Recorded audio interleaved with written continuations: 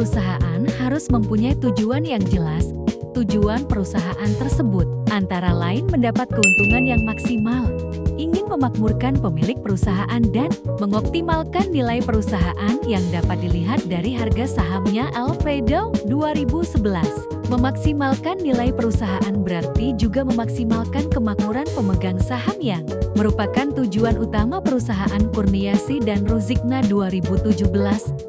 Semakin tinggi nilai perusahaan, maka bertambah kemakmuran yang akan diterima oleh pemilik perusahaan. Nilai perusahaan dianggap penting dapat mencerminkan kinerja perusahaan sehingga mampu mempengaruhi persepsi dari investor terhadap perusahaan. Prastuti dan Sudiarta 2016. Pernahkah kamu berpikir, apa yang membuat nilai suatu perusahaan bisa tinggi di mata investor? Apakah karena modalnya besar atau karena ukurannya yang makin berkembang? Hai, saya Gabriela Permata Simanjuntak dengan NPM 2.515.100.053. Dan di video ini saya akan membahas penelitian saya berjudul Pengaruh Struktur Modal dan Ukuran Perusahaan Terhadap Nilai Perusahaan. Mari kita telusuri bersama bagaimana faktor-faktor tersebut bisa menentukan nilai suatu perusahaan. Menurut Wijaya 2014, nilai perusahaan dapat diukur dari harga saham yang stabil dan mengalami kenaikan dalam jangka panjang. Harga saham yang tinggi cenderung menjadikan nilai perusahaan juga tinggi. Semakin tinggi nilai perusahaan mengindikasi peningkatan laba pemegang saham. Sementara harga saham di pasar modal terbentuk berdasarkan kesepakatan antara permintaan dan penawaran investor. Dua faktor penting yang dapat memengaruhi nilai perusahaan adalah struktur modal mencerminkan bagaimana perusahaan membiayai operasionalnya. Apakah lebih banyak menggunakan modal sendiri atau menggunakan hutang? Sedangkan ukuran perusahaan menggambarkan seberapa besar aset yang dimiliki oleh perusahaan. Namun, berbagai penelitian sebelumnya menunjukkan hasil yang berbeda-beda. Sehingga penelitian ini penting dilakukan kembali untuk mendapatkan hasil yang lebih jelas.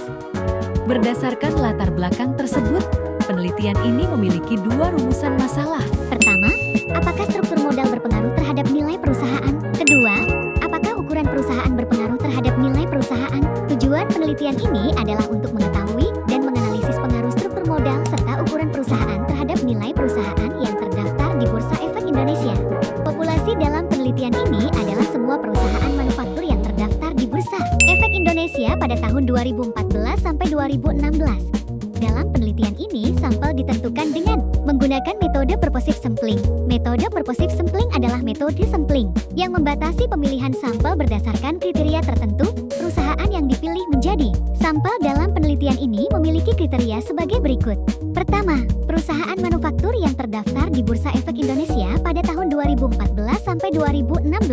Kedua, perusahaan manufaktur yang membagikan dividen secara berturut-turut selama periode 2014-2016. Ketiga, perusahaan manufaktur yang terdaftar di Bursa Efek Indonesia pada tahun 2014 sampai 2016 dan laporan keuangannya telah diaudit. Dari 152 perusahaan manufaktur yang terdaftar di Bursa Efek Indonesia selama tahun kurang 2014-2016, terdapat 39 perusahaan yang memenuhi kriteria di atas dan dapat dijadikan sampel dalam penelitian ini. Variabel penelitian yang digunakan dalam penelitian ini terdiri dari variabel dependen dan variabel independen. Variabel independen yang diteliti adalah struktur modal dan ukuran perusahaan, serta variabel dependen yang diteliti adalah nilai perusahaan. Nilai perusahaan diukur dengan price book value (PBV). Rasio ini merupakan rasio antara harga saham terhadap nilai bukunya. Perusahaan yang berjalan dengan baik umumnya mempunyai rasio PBV di atas 1, yang menunjukkan bahwa nilai pasar saham lebih besar dari nilai bukunya. Sari 2013. Rumus yang digunakan untuk mengukur price to book value dalam penelitian ini adalah sebagai berikut. Price to book value sama dengan harga saham per book value per share, dan book value per share dapat dihitung dengan rumus book value per share sama dengan total ekuitas per jumlah saham yang beredar. Struktur modal dalam penelitian ini diproksi melalui debt to equity ratio. DER merupakan perbandingan total utang yang dimiliki perusahaan dengan total ekuitas perusahaan. Rumus yang digunakan untuk menghitung DER adalah sebagai berikut. Debt to equity ratio, total hutang per total ekuitas. Semakin besar aset suatu perusahaan maka akan semakin besar pula modal yang ditanam. Jogianto 2008:273 merumuskan ukuran perusahaan sebagai berikut. Ukuran perusahaan size-land total asset. Pertama, uji asumsi klasik. Uji normalitas. Uji normalitas dilakukan dengan tujuan untuk menguji apakah dalam model regresi residual memiliki distribusi normal. Dalam penelitian ini, pengujian normalitas dilakukan uji statistik Kolmogorov-Smirnov dapat dilihat pada tabel 1 di bawah ini. Uji normalitas bertujuan untuk mengetahui apakah data residual pada model regresi berdistribusi normal atau tidak. Pada penelitian ini digunakan uji Kolmogorov-Smirnov KS dengan taraf signifikansi 0,05. Berdasarkan hasil pada tabel di atas, diperoleh jumlah sampel N117. Nilai Kolmogorov-Smirnov Z 1,205. ASIM SEC 2 TILD 0,11. Karena nilai signifikansi sebesar 0,11 lebih dari 0,05. Maka dapat disimpulkan bahwa data residual dalam model regresi ini berdistribusi normal. Dengan demikian, asumsi normalitas terpenuhi dan model regresi layak digunakan untuk analisis selanjutnya.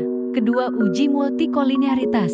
Uji multikolinearitas dilakukan dengan tujuan untuk menguji apakah dalam suatu model regresi ditemukan adanya korelasi antara variabel independen. Uji multikolinearitas dilakukan dengan cara melihat nilai tolerance dan nilai VIF. Jika nilai tolerance 0,1 dan nilai VIF 10, maka tidak terjadi gejala multikolinearitas dalam model regresi tersebut.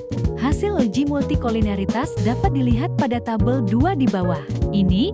Dari hasil analisis uji multikolinearitas di atas dapat dilihat nilai tolerance adalah sebesar 0,1 dan nilai VIF ke-10. Oleh karena itu dapat disimpulkan bahwa tidak terdapat masalah multikolinearitas dalam model regresi penelitian ini. Ketiga, uji heteroskedastisitas. Uji heteroskedastisitas digunakan dalam penelitian ini untuk menguji apakah dalam model regresi terjadi ketidaksamaan varian dari residual satu pengamatan ke pengamatan lain.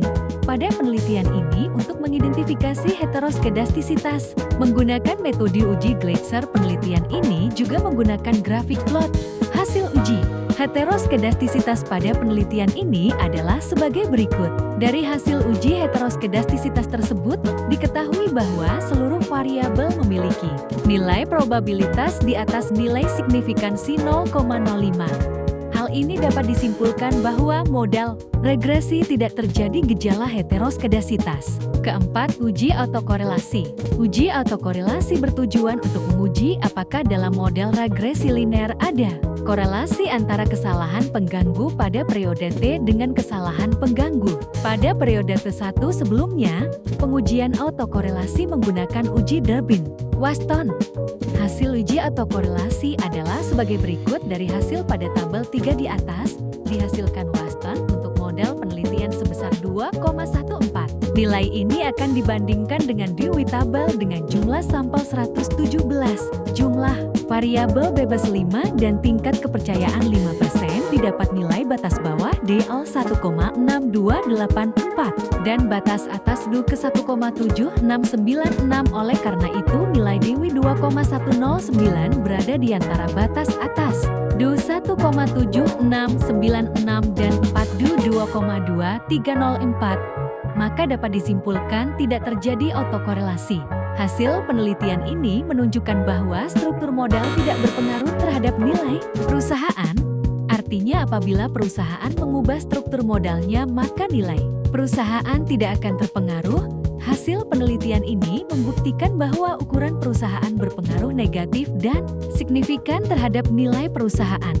Artinya, besar atau kecilnya ukuran perusahaan berpengaruh terhadap nilai perusahaan.